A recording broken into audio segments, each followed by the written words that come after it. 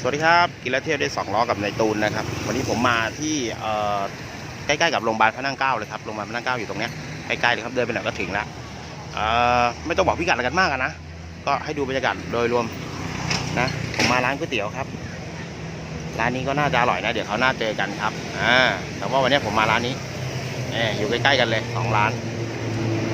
นะฮะแต่ว่าผมมาร้านทรงก๋วยเตี๋ยวเรือครับเคยมาชิมรสชาติไปแล้วครับ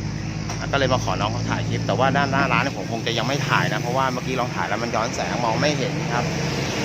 มันตามแสงแล้วมองไม่เห็นครับพูดผิดเดี๋ยวเป็นว่าไปดูในร้านเลยดีกว่าปะ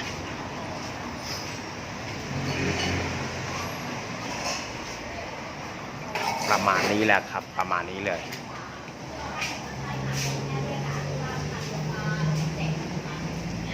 อันนี้ถ้วยละ15 บาทใช่ค่ะมี15 บาทกับ40 บาทเลยใช่ไหมแล้วเปิดวันไหนบ้างครับเปิดทุกวันตั้งแต่กี่โมงครับให้พร้อมกินตั้งแต่กี่โมงประมาณ8 โมงครึ่งถึง5 โมงเย็นเปิดทุกวันมีเบอร์โทรไหมเดี๋ยวผมครับผมเดี๋ยวผมไปจัดการเองแล้วกันขอบคุณมากครับนี่นะครับ15 บาทกับซงก๋วยเตี๋ยวเรือครับใกล้ๆกับโรงพยาบาลพระนั่งเกล้าเลยเขามีเพจมีอะไรของเขาอยู่แล้วคุณก็เข้าไปดูเอาแล้วกันพิกัดก็ไม่ยากครับใกล้ๆกับโรงพยาบาลพระนั่งเกล้าเลยเอาละครับมาเดี๋ยวผมมารีวิวให้ดูเป็นไงน้ำเขาข้นๆเลยใช่ไหมเห็นไหมครับข้นเห็นไหมโอเคครับหอมๆเลย15 บาทไอ้ถ้วยละ40 บาทผมเคยสั่งกินไปแล้วนะแต่วันนี้มาสั่งให้ดูว่าถ้วยละ15 บาทเขาได้ประมาณนี้เลยครับนี่ประมาณนี้ก็ทั่วไปครับผมแต่ว่ารสชาติเขาหอมดิอร่อยอร่อยเดี๋ยวมาเทรวมสิดิเนี่ยรวมซะเลยสิรออะไรไหมรวมไปดิรอทำไมใช่ไหม2 ถ้วยครับนี่ถ้วยละ15 บาทนะเอาละครับมาเดี๋ยวผมมากินให้ดูแล้วกันแล้วก็เดี๋ยวเขามีเมนูด้วยนะเดี๋ยวผมถ่ายเมนูขึ้นมาแล้วกันนะภาพเมนูขึ้นมาเรื่องขึ้นมานี่นะครับประมาณนี้เขาก็จะมีพวกขาหมูพร้อมตับลวกจิ้มอะไรพวกนี้นะครับแล้วก็โอเคดูแล้วทีนี้เดี๋ยวเบอร์โทรขึ้นมาตรงนี้แหละครับเนี่ยติดต่อกับเราเองแล้วกันนะครับเขามีเพจมีอะไรเส้นทางคุณก็หากันมาแล้วกันเดี๋ยวผมกินก่อนแล้วกันไม่ลีลาละเดี๋ยวขออนุญาตใส่เลนส์สักแป๊บนึงครับฟิชไอครับผมก็จะบวมๆตุยๆหน่อยนะ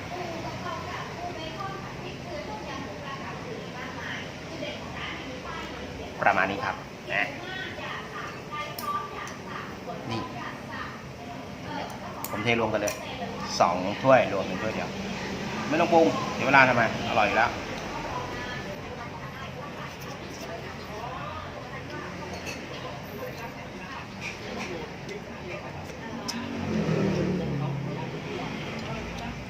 หอมอร่อยครับ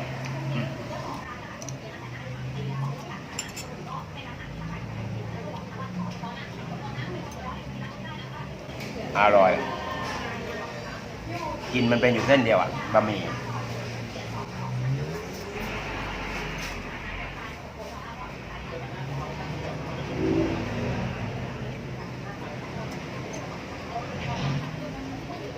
หมดแน่แหละน้ำถ้วยนี้ยังไงก็ไม่เหลือมีเต้าแห้งหอมอร่อยครับเดี๋ยวนี้เล่นเส้นให้หมดละหมูด้วยชิ้นไม่เล็กนะชิ้นใหญ่ครับ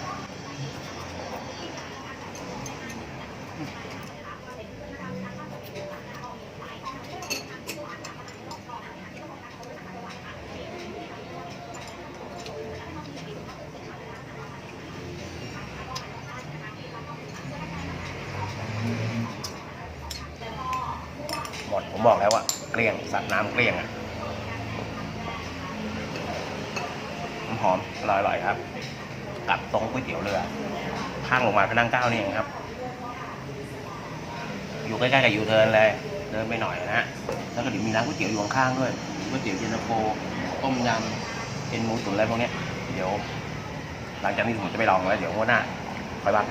แล้วคลิปนี้ไม่มีอะไรแล้วนะครับขอบคุณครับที่ติดตามรับชมขอบคุณครับผม